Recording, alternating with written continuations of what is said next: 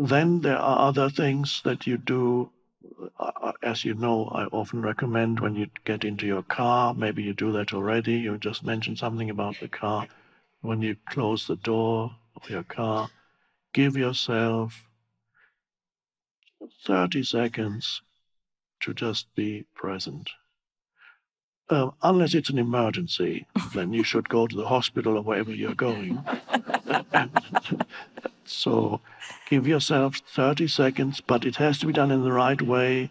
You're not saying, okay, Eckhart says 30 seconds, and then you say, okay, here we go.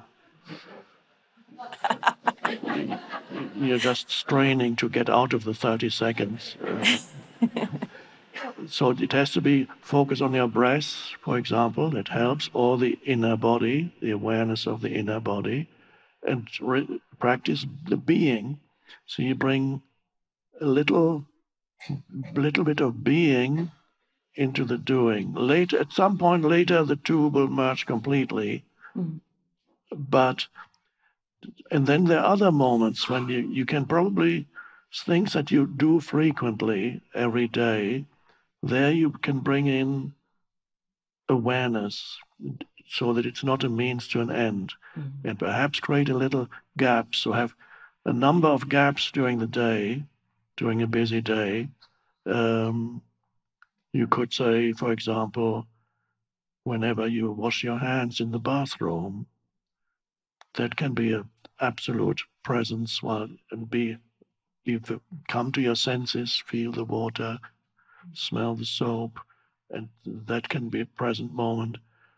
Whatever, you can probably make a list of things that you do every day.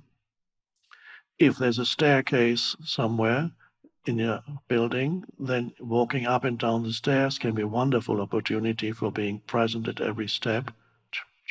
So it's not a means to an end anymore. So I would suggest make a list of things that you do every day or very often, and use these as to bring in spaces.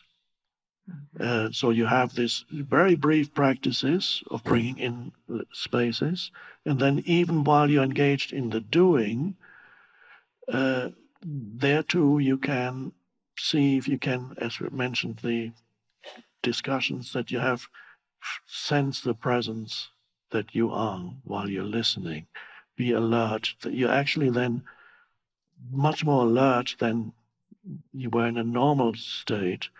It increases your intelligence, and it's an intelligence that's deeper than the IQ intelligence. That's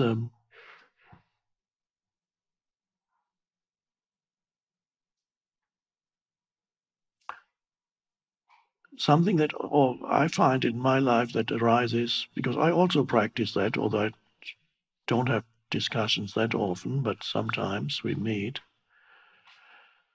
And this alert listening, out of that, what I find often comes is questions. You ask questions. One of the most creative ways of participating in a discussion group is to ask questions. Other people, when they say something, the light of your awareness shines on it. Then a question arises, and another question. This is in the creative process of finding solutions and answers. This is often overlooked, especially when you're very much identified with your mind. Then the mind has certain preconceived notions and opinions and positions, and it'll just repeat those. So when somebody comes forward with an idea that's totally new, if you're very much identified with your mind, it could happen that you say, oh, no, that's not going to work. But with this, you develop the ability to listen, and the true listening means you are alert and still. That's true listening. It's not the auditory aspect is a very small one. You're alert and still. And you may find that you may not have the answers, but you begin to ask questions. And then the other person who perhaps brought forward an idea is then forced to reply, and it may drive him or her deeper to see where can we go with this. So one of the most creative things, and the very creative people in that kind of environment, they are the ones who ask the most questions. This is how the entire philosophy of Socrates developed, because it's called the Socratic method, which is somebody comes and asks Socrates a question, but he has questions to him, and so he goes from one question to another and another.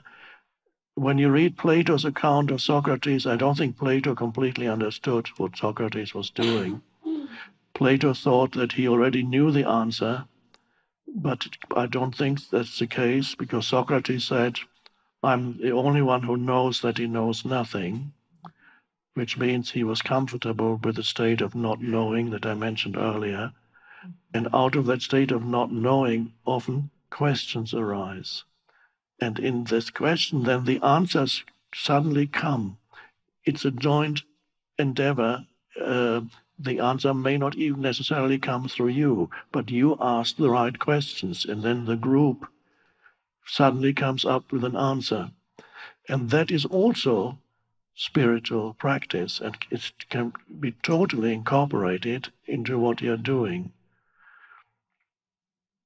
So both setting aside little spaces when you become present during the day, and also in many areas, maybe the hardest is being on the computer screen, to be present there. But there you could practice as much as possible. Have a little reminder next to the laptop, whatever it is, and have a little reminder to, for example, to be in your body, have inner body awareness, because computer draws your attention out. You go. It actually depletes you after a few hours. It depletes you of energy. It flows out. It absorbs, because all your focus is on there, and so it's doubly important to. You may not sustain it continuously, but have a little reminder, so even while you are writing something or reading something, and this is something that you may not succeed immediately in this practice, but it is possible to be aware of your body, have some background awareness in the energy field of the inner body, and then you sit and you can still deal with whatever it is you're dealing with.